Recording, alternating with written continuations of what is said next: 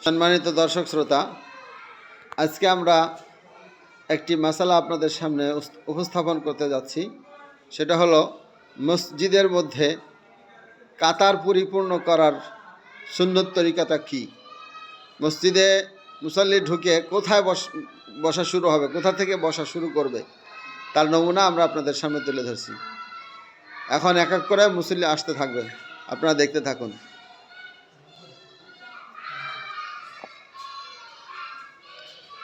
মুসল্লি প্রথম এসে ইমাম সাহেবের সমান সোজা বসতে হবে।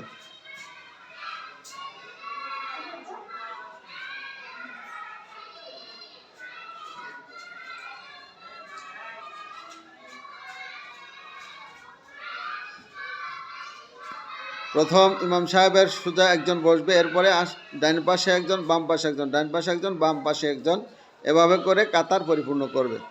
মসজিদে যেয়ে কাতারবদ্ধ হয়ে বসার সুন্নত তরিকা। সম্মানিত দর্শক শ্রোতা, যখন কোনো মুসাল্লি মসজিদে ঢুকে আর দেখে সামনের কাতার একদম ফিল আপ, ওখানে ঢোকার মতো কোনো জায়গা নাই, তখন একাকী দাঁড়ানো মাকরু। এজন্য মাসালা হচ্ছে, যে ব্যক্তি আসলো সে ব্যক্তি সামনে থেকে একজনকে পিছে টেনে এনে তার কাতারে শরিক করায় নিবে। তার নমুনা এখন আপনাদের সামনে তুলে ধরা হচ্ছে। এখন দেখতেছেন সামনে যে কাতারটা ফিল আপ, এর মধ্যে যা দাঁড়ানো দ্বিতীয় কোনো মানুষ দাঁড়ানোর সুযোগ নাই।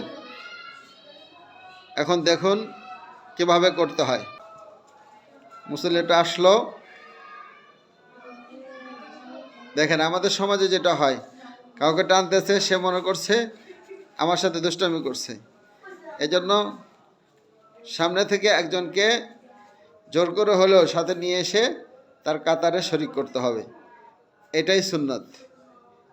আল্লাহ তাআলা আমাদেরকে মাসালা বুঝার তৌফিক দান করুক। ভিডিওটি ভালো লাগলে লাইক, কমেন্ট, শেয়ার করে অন্য ভাইদেরকে দেখার সুযোগ করে দিবেন। আল্লাহ তাআলা আপনাদের সকলকে মঙ্গল করুক। আসসালামু আলাইকুম ওয়া রাহমাতুল্লাহ।